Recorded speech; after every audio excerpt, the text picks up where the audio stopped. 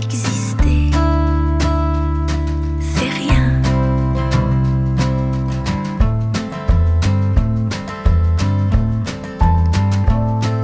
Je te vois t'exiler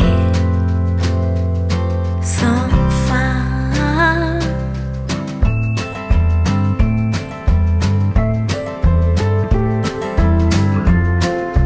Philo-théo-sociaux ne changeront pas le monde si tes levées sont sombres. Tu divagues douce amère, garde tes airs de lumière.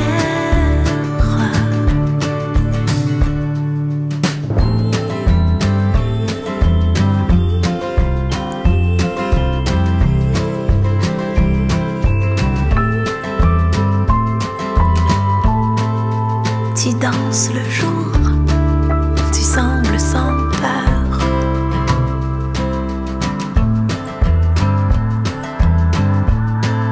Et tu craques sans bruit aux petites heures.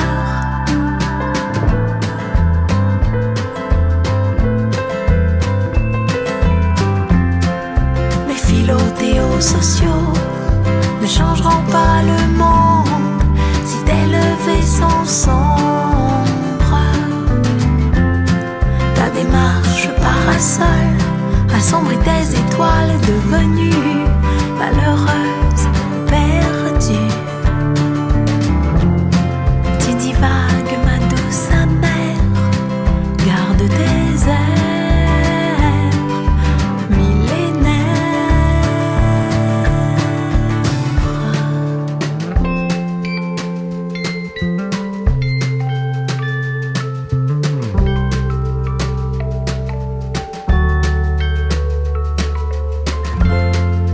Si tu t'en vas, toi ma féconde, toi ma joconde, mais que vaudra le monde si tu t'en vas, si tu t'en vas.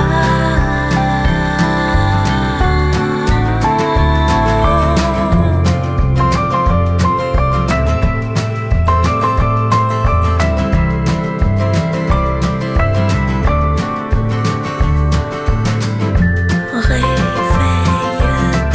doucement, douce amère.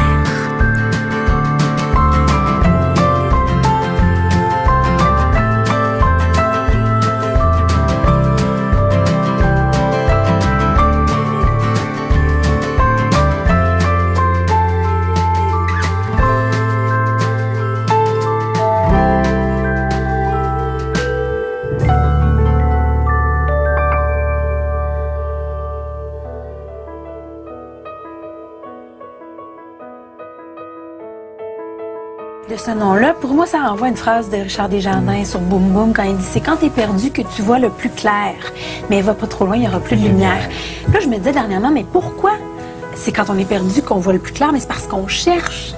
Mais pour chercher, il faut être conscient qu'il nous manque quelque chose.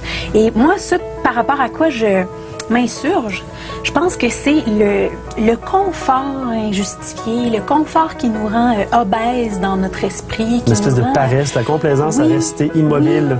Oui, puis, tu sais, je suis la première à dire que vivre au Québec, c'est extraordinaire. Tu sais, je remercie toutes les femmes qui m'ont précédée, tous les gens qui se sont battus pour construire le Québec social-démocrate dans lequel on évolue. Mais le piège est là, tu sais, si on s'assoit là-dessus, si on a l'impression qu'il nous reste plus qu'à jouir, parce qu'on n'est pas très confronté ici.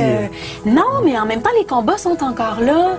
Et pour moi, la sagesse ou la recherche, le fait d'être un heureux perdu, c'est ça. C'est comme de s'engager face à la vie, à être toujours en recherche de comment on peut faire pour améliorer l'existence sur cette planète.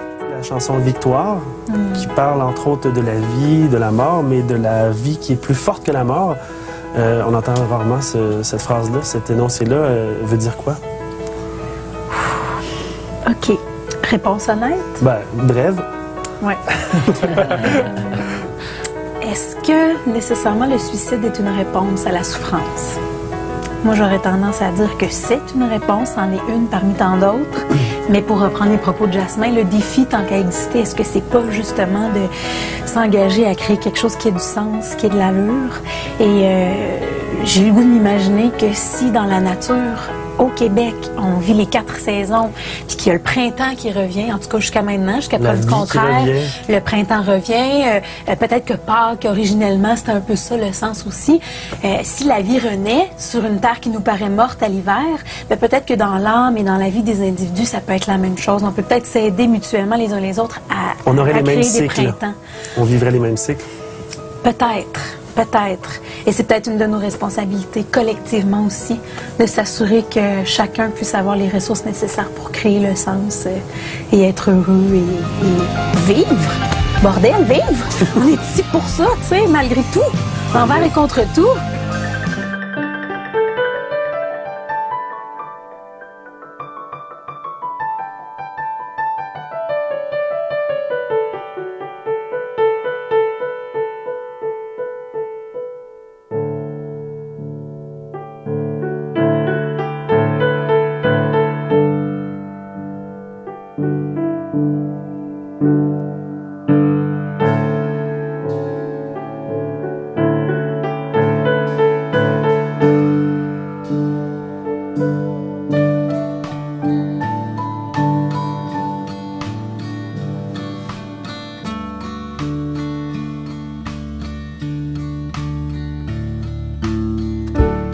Comme une bataille sans frontières, que la mort, la vie dispute. Dans chaque recoin de la terre, une violence interne insulte, insulte.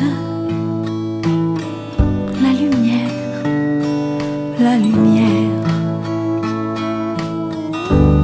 Hasta la victoria siempre. Hasta la victoria siempre. Hasta la victoria siempre.